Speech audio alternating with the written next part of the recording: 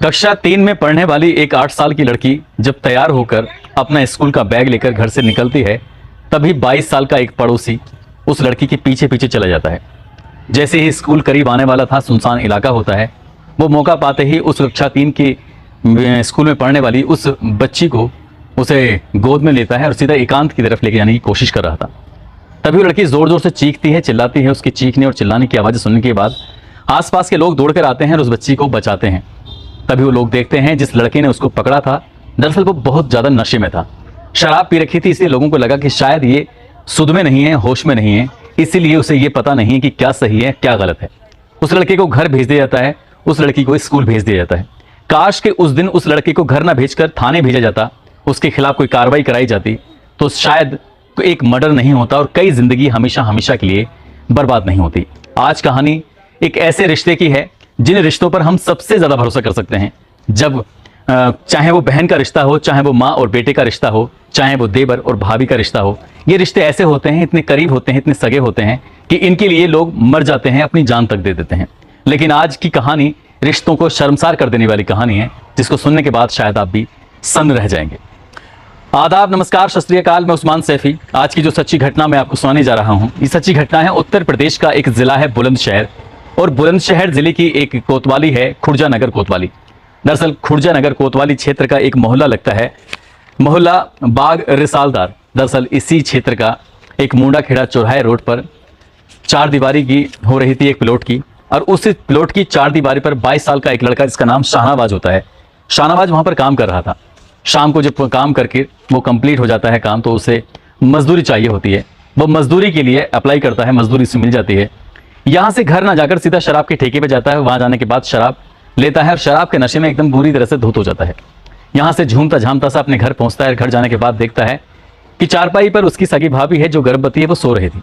अपनी भाभी के पास जाकर लेट जाता है और उससे जाकर अश्लील हरकतें करना शुरू कर देता है। भाभी ये बात सुनने के बाद, ये देखने के बाद बड़ा गुस्सा आता है, अपने देवर को डांटने लगती है, फटकारने लगती है कि तुम ये सब क्या बदतमीजी कर रहे हो। जैसे ही रात के 8:30 बजे के आसपास का वक्त था, 7 जुलाई 2023 का ये वाकया है। उस भाभी ने अपने देवर की इस हरकत को लेकर चिल्लाना शुरू किया है, तो घर के बाकी लोग भी आ जाते हैं। और बाकी लोग आने के बाद सबसे पहले माँ आती है। माँ अपने बेटे से कहती है कि बेटा, तू अपनी भाभी के साथ ये गंदी हरकत कर रहा है, तो शर्म नहीं आती? चल तू एक काम कर, ऊपर वाले कमरे में चल, वहां बाथरूम में चल, मैं वहां आती हूँ। दरअसल माँ ने अपने बेटे से वहां जाने के लिए कहा बाथरूम में, और बेटा बाथरूम की तरफ चला जाता है क्योंकि नशे में इतना ज्यादा था, बहुत ज्यादा। तभी उसका एक छोटा बेटा और उससे बड़ा बेटा दोनों आ जाते हैं। 3 बेटे होते हैं, ये बीच वाला बेटा होता है जिसको ऊपर भेजा गया था बाथरूम में। छोटा और बड़ा बेटा जब मौके पर आता है तो अपनी माँ से बातचीत कर रहे थे, तो माँ ने कहा कि या तो तुम मुझे मार दो या फिर अपने भाई को मार दो। बेटों ने ये बात सुनी। बात सुनने के बाद पूरी बात जानने की कोशिश की, और जैसे ही पूरी बात जानी तो बेटों को इतना ज्यादा गुस्सा आ जाता है, बेटे सीधा ऊपर पहुंचते हैं। बाथरूम में वो इंतजार कर रहा था अपनी माँ के आने का, और माँ के आने का जैसे इंतजार कर रहा था, दोनों भाइयों ने खूब उसको जमकर पीटा। खूब पीटने के बाद जब थक जाते हैं, तब दुपट्टे से उसका गला घोंटकर उसकी हत्या कर देते हैं। वो मर जाता है, लेकिन भाइयों की जो सीने में लगी आग थी वो शांत नहीं होती है। वहीं ब्लेड पड़ा था, चाकू पड़ा था, और उसके शरीर को उन्होंने, उसके गले को उन्होंने गोदना शुरू कर दिया। वो खून से लथपथ हो जाता है, पूरे बाथरूम के अंदर खून ही खून हो जाता है। तभी एक भाई पड़ोस में जाता है। पड़ोस में जाने के बाद कहता है कि हमें अपना समर का पाइप दे दो। रात के लगभग 9:30 बजे के आसपास का वक्त हो चला था, और जो पड़ोस में जाता है कि हमें समर का पाइप दे दो, हमें कुछ साफ सफाई करनी है। तब पड़ोसी उसे अपना समर का पाइप दे देते हैं, क्योंकि जो समर लगा हुआ था वो दोनों की सहमति से लगा हुआ था। इसमें इस परिवार का भी साझा होता है। और जब समर का पाइप लाते हैं, उसके बाद बाथरूम में जो लाश पड़ी हुई थी, उस लाश को बहुत ज्यादा तरीके से साफ करने की कोशिश कर रहे थे। बाथरूम में जितना भी ब्लड पड़ा हुआ था, इतना खून पड़ा हुआ था, उससे साफ करने की कोशिश कर रहे थे। पूरी तरह से साफ कर देते हैं। साफ करने के बाद आसपास के लोगों से कहते हैं कि शाहनवाज जब इस दुनिया में नहीं रहा, वो खत्म हो गया है। और जैसे ही मोहल्ले वालों को ये खबर मिलती है, तो मोहल्ले वाले कहते हैं कि जो हुआ ठीक हुआ। लेकिन इसी बीच में कुछ लोग कब्रिस्तान जाते हैं कब्र खोदने के लिए, ताकि उसका सुपुर्द खाक कर सकें। और इसी बीच में किसी ने पुलिस को फोन कर दिया।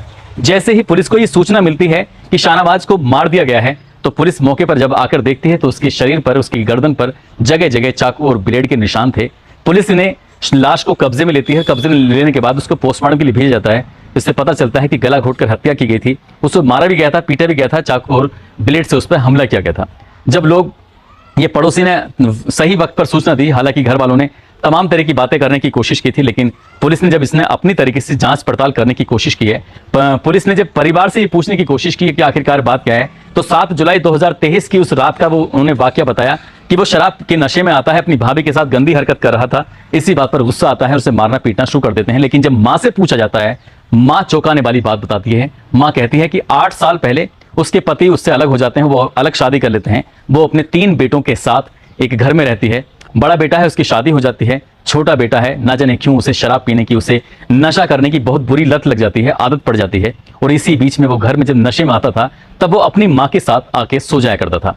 जब उसका मन करता था, वो अपनी माँ के साथ गंदी हरकतें करता था, उनके साथ दुष्कर्म जैसी घटना को वो अंजाम दिया करता था। माँ चुपचाप रहती है, सहन करती है, कुछ भी नहीं कहती, और वक्त दर वक्त आगे बढ़ता चला जाता है, और बेटा ही अपनी माँ के साथ गंदा घिनौना कृत्य करता रहता है। लेकिन आज जो घटना है, ये 10 जुलाई से 10 दिन पहले, यानी कि 1 जुलाई 2023 की मैं बात कर रहा हूं, जब घर पे कोई नहीं होता है, तब उसकी भाभी जो गर्भवती होती है, बिल्कुल अकेली होती है, वो मौका पाते ही घर में जाता है, अपनी भाभी के साथ दुष्कर्म कर देता है। जैसे वो माँ के साथ दुष्कर्म करता था, ठीक वैसे ही अपनी सगी भाभी के साथ भी दुष्कर्म कर देता है। और उसे अपनी भाभी के साथ वो वक्त गुजारना बहुत अच्छा लगा, इसलिए उसने दोबारा मौके की तलाश कोशिश की, और 7 जुलाई को जैसे ही उसने अपनी भाभी के साथ फिर से ये हरकत की, तो भाइयों को और माँ को इतना गुस्सा आ जाता है, तभी उसकी हत्या की प्लानिंग कर लेते हैं और उसकी हत्या कर देते हैं।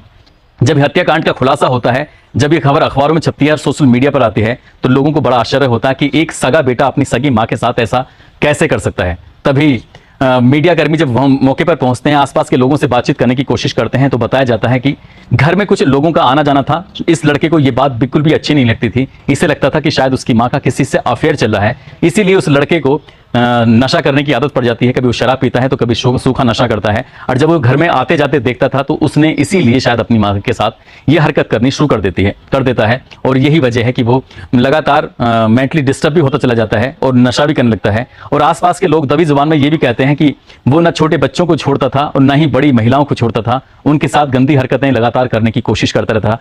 जब उसको मौका मिलता था, तभी उसके साथ वो छेड़खानी करने की हरकतें करता था। तब अड़ोस पड़ोस के लोग इतना ज्यादा परेशान हो जाते हैं, तब इन्होंने फैसला किया कि इससे अच्छा तो ये मर गया तो ज्यादा ठीक है। और जब माँ ने भाइयों ने मिलकर इसकी हत्या की थी, तो आसपास के लोगों ने इस पर खुशी जाहिर की थी, किसी ने अफसोस जाहिर नहीं किया। लेकिन जो इस खुर्जा नगर थाने के एसएचओ हैं सुनील कुमार सिंह, वो कहते हैं कि जो भी हुआ है वो गलत हुआ है। माँ को या भाइयों को या भाभी को कोई दिक्कत परेशानी थी तो उन्हें पुलिस में आना चाहिए था, पुलिस से मदद मांगनी चाहिए थी, ताकि पुलिस इसके खिलाफ कड़ी कार्रवाई करते हुए उसको गिरफ्तार करके जेल भेज देती। कम से कम एक हत्या तो नहीं होती और उसको उसके किए की सजा मिल जाती। माँ ने जो किया है या भाइयों ने जो किया है, इससे न केवल उनकी तीनों की जिंदगी बर्बाद हुई, बल्कि एक गर्भवती महिला किसके सहारे रहेगी, उसके पेट में जो बच्चा पल रहा है वो किसके सहारे पलेगा, ये कुछ कह नहीं सकते। और इससे पूरा घर पूरी तरह से बर्बादी की कगार पे पहुंच चुका है।